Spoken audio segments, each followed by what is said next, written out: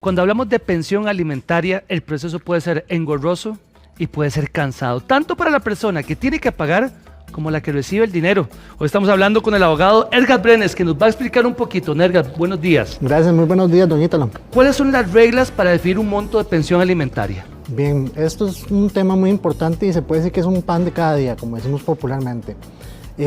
Una regla específica no hay, ¿verdad? No hay una lista taxativa que uno llegue y diga, ok, estos son los pasos a seguir, sino que nos vamos a nuestra legislación, ¿verdad? Nuestra legislación establece un procedimiento para establecer lo que es una pensión alimentaria, pero lo va a relacionar a un concepto muy especial, que es el tema de alimentos. El tema de alimentos a nivel de nuestra legislación se establece como aquello que provee sustento, alimentación, educación, recreación y otros más.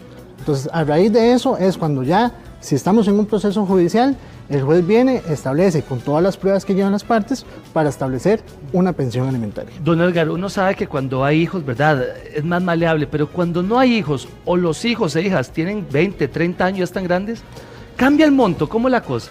Bien, vamos a ver. Todos los casos son únicos y específicos. Así es. No podemos decir que un caso se va a correlacionar al otro. Puede ser que sí, ¿verdad? Puede ser que sí, pero a la vez puede ser que no. Tenemos dos escenarios.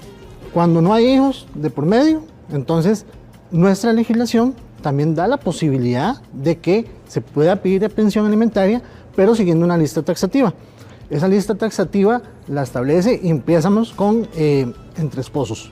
Se puede pedir pensión alimentaria entre esposos, se puede pedir también pensión alimentaria cuando sea el caso entre, está mi esposa, pero yo le puedo pedir pensión a mi papá, ni siquiera es relacionado al tema con mi esposa. Yo le puedo pedir pensión a mi papá, o al revés, mi papá me puede pedir pensión a mí como tal. Entonces, vemos que no siempre va relacionado a que tiene que ser solo con hijos. Eso por ese lado, teniendo ese escenario. Si nos vamos al segundo escenario, cuando ya hay hijos de por medio, entonces en ese caso particular, si estamos con un menor de edad, entonces se establece la pensión y listo. La ley dice que la pensión alimentaria muere o fenece una vez que el hijo cumple la mayoría de edad, los 18 años. Entonces, ¿qué pasa? Uno dice, ya, terminó mi obligación de pagar la pensión alimentaria. ¿Qué es lo que sucede? Si el hijo continúa estudiando, la ley dice que le da una posibilidad para que le siga pagando pensión alimentaria siempre y cuando siga estudiando. Tenga buen rendimiento académico, porque no solamente estudiar, tiene que tener un buen rendimiento académico y establece un límite de edad. ¿Cuál es el límite de edad? Hasta los 25 años.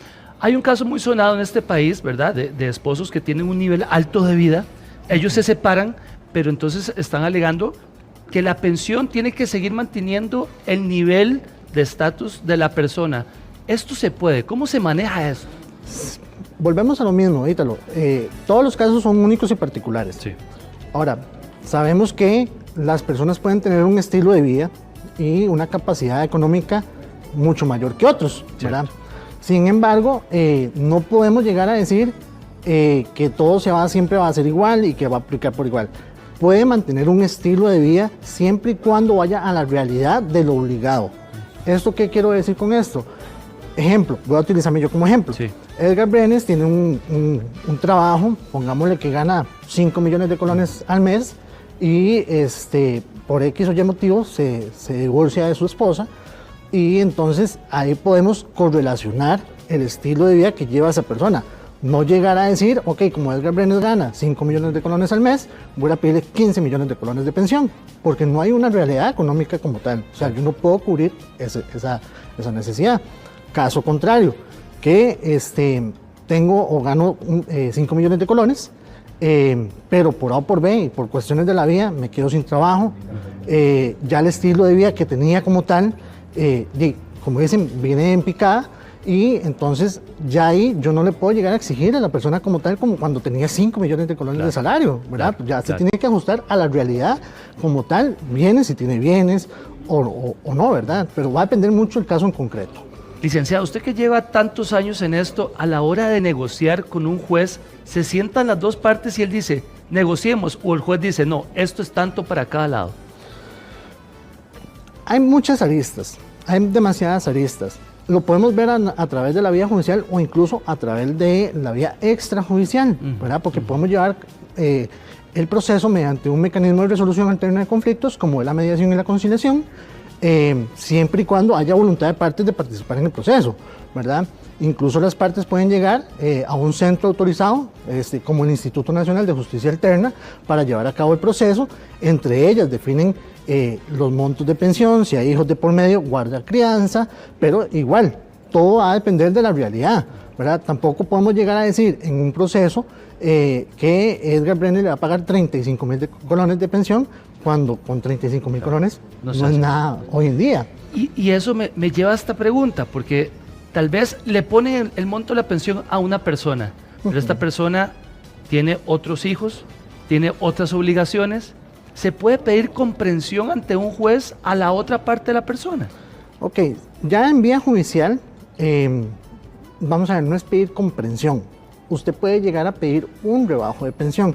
Cuando se establece un proceso de pensión alimentaria a nivel judicial, por regla, ¿verdad? Por el debido proceso, el juez va a llamar a conciliación. Siempre va a llamar a conciliación. ¿Qué pasa? Bueno, si no hay voluntad de partes para continuar con el procedimiento, ok, entonces ya pasamos el proceso como tal y entonces el juez va a establecer una pensión provisional. Entonces, esa pensión al final del proceso puede ser que aumente, baje o se mantenga, ¿verdad? Puede ser. La regla aquí es: prevalece la pensión ante las demás obligaciones. Es decir, si vos tenés otros hijos, no te están cobrando pensión y solamente este hijo te cobra pensión como tal, tenés que cubrir la obligación primero porque así lo establece la ley, ¿verdad? Entonces, el enfoque como tal es primero la obligación de pensión alimentaria y de segundo plano todas las demás obligaciones. Licenciado, y esto es, no sé, hay divorcios de divorcios, ¿verdad? Hay divorcios donde usted sí puede hablar con la persona, nos podemos hacer una llamadita, pero hay divorcios donde las parejas no se quieren ni ver. ¿Cómo es la comunicación entonces entre estas dos partes? Sí, aquí esto es muy importante porque tiene que ver mucho con las técnicas de negociación que tenga el juez, si lo llevamos en vía judicial, o el mediador o mediadora a nivel de vía extrajudicial. Siempre lo más importante aquí es la voluntad de las partes. Si no hay voluntad de partes para llegar a sentarse a una mesa y dialogar, porque eso es lo que se pretende con estos mecanismos, definitivamente se cierra la etapa de la conciliación y es donde el juez interviene para ya definitivamente resolver el proceso, ¿verdad? Pero si hay un poco de voluntad, aunque haya un resentimiento por algún conflicto que hubo, infidelidad, tal vez desacuerdo entre la misma pareja, porque suele pasar, no todo tiene que ser infidelidad, entonces en ese caso el juez conciliador o un mediador o mediadora por privado busca todas las medidas alternativas para que entre ellos logren esa comunicación como tal. El mediador o el juez es un canal de comunicación, no es quien va a decidir por ellos, sino que va a buscar las alternativas para que entre ellos mismos puedan encontrar la solución al conflicto. ¿En qué momento es mejor, usted como abogado, que las dos partes se hablen y negocien? ¿Y en qué momento usted dice, no, esto mejor llevémoslo a un juez? Sí, como lo mencionaba anteriormente, va a depender única y exclusivamente de la voluntad de las partes. Si no hay voluntad de partes, como muy bien lo sabemos en casos recientes o casos anteriores, donde llegan a audiencia y por más que quieran verse, si no hay esa voluntad, definitivamente la recomendación sería que el juez intervenga y resuelva sobre el problema. ¿Cuál es el mecanismo correcto de pedir un aumento de pensión? Decir, mira, no me está alcanzando esto, necesito que me des un poquito más, hombre. Sí, esto va a radicar mucho y lo vamos a ver desde la óptica de la economía del país. Llamemos esto como un tipo de inflación. Hoy sabemos que lo que con 1.000 colones se compraba tiempo atrás no es lo que se puede comprar hoy en día con 1.000 colones, ¿verdad? Entonces, cuando todo esto sucede y todo esto converge, se da la posibilidad de que la persona, la madre o padre, porque puede ser al revés también, pueda solicitar un aumento de pensión. Pero no es solamente por llegar a solicitarlo, ¿verdad? Porque puede darse los casos que yo quiero ir a pedir la pensión, el aumento de pensión, y en ese caso entonces, nada más lo hago. No, tengo que presentar prueba, tengo que presentar recibos, si alquilo el tema del recibo del alquiler, incluso para comprar el diario, Ya hoy en día comprar un diario, ejemplo, con 100.000 colones, ya no es igual. Correcto. Entonces se presentan las facturas, si hay testigos, si hay personas que pueden servir para el testimonio, entonces se puede llevar a cabo. Licenciado, ve este escenario. Dice el señor, es que yo no sé en qué se está gastando la pensión. ¿Puede mandar a pedirle las facturas a la persona en lo que se está gastando la plata que le está dando mes a mes? Correcto, sí lo pueden solicitar, le hacen la debida solicitud al juzgado para que la persona demuestre en qué está invirtiendo ese dinero, porque en buena teoría, y se dan muchos casos, se dan muchísimos casos, que se pide la pensión, es para el menor, pero lo agarra la mamá y lo usa para cosas que no es del menor.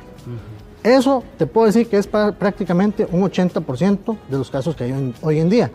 Entonces, en ese caso particular, el obligado, que digamos es la persona que tiene que hacer el pago de la pensión, le solicita al juez, ¿verdad? Emite un escrito en donde le solicita al juez que la madre del menor presente los recibos correspondientes de que invierte ese dinero.